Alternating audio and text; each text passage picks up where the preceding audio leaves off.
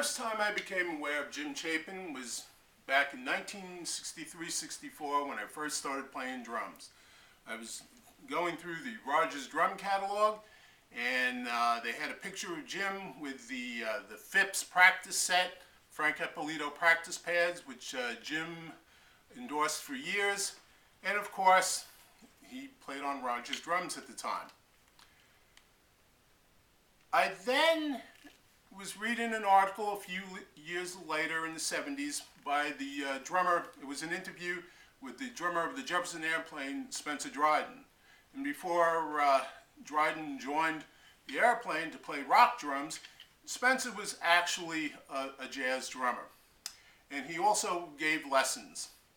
And one day, one of his students came in and says, "Hey, I want to play out of this book right here." Well, we all know what this book is. This is the Advanced Technique for the Modern Drummer, and it's by Jim Chapin.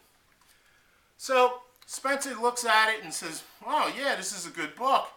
And Spencer came up with an excuse that had to end lessons a little bit early that day, and Spencer took the book home, all right, and then practiced it like crazy so that he could be 2 or 3 pages ahead of his student.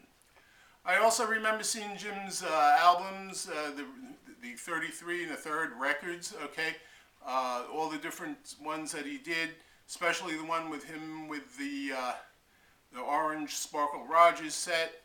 And from time to time I would read articles in Downbeat. I then actually got to meet Jim, I would say the late 70s, early 80s. It was at Long Island Drum Center over in Comac. At the time, Dom Famularo was teaching there, and Jim. And I just recently got a drum that I was having a problem with, and I went to get it, change the drum heads, and I got talking to Jim. And we discussed all kinds of things, from Dom getting an endorsement because all the clinics that he was doing, right down to the fact that some of the one of the prominent drum companies of the era at that time, Jim said that all their snare drums sounded like the boxes that they came in. All right. On Jim's CD here, More Songs, Solos, and Stories. The first thing is called King or Plumber. And Jim says, Jim, who's going to play like you? You're the greatest. Then he goes, Jim, maybe you should have become a plumber or a used car dealer. This is not for you.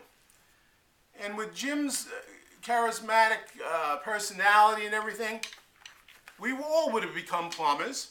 And this would have been Advanced Techniques for the Modern Plumber, Coordinated Independence as Applied to a Torch and Solder.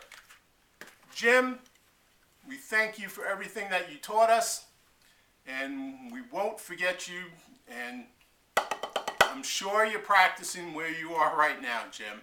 Thank you.